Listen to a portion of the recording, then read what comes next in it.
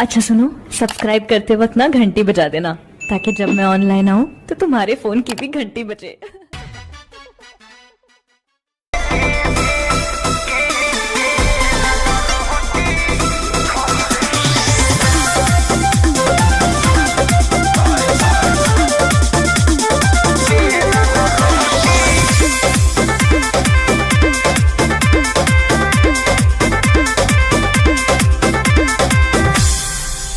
पहले से ज्यादा लगे ना चॉकलेटी, हर दुए महीना में बनल बहपेटी। नैहरा में रहलू टूटी टिहरी, ससुरवा में गोटैलू हे जान। अल्लाह के सैये के बेलल रोटी खइलू हे जान। अल्लाह के सैये के बेलल रोटी खइलू हे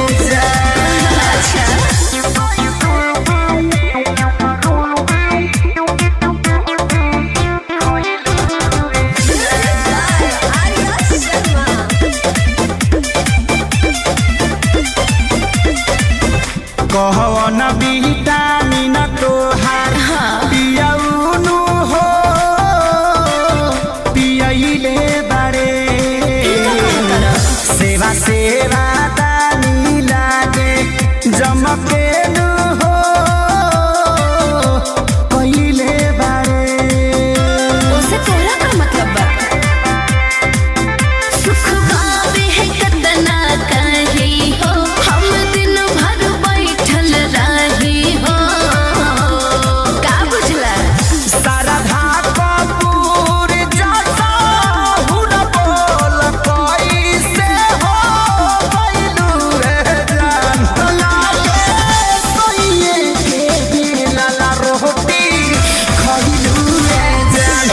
लागे सैये के बेलल रोटी खइलू रे जान।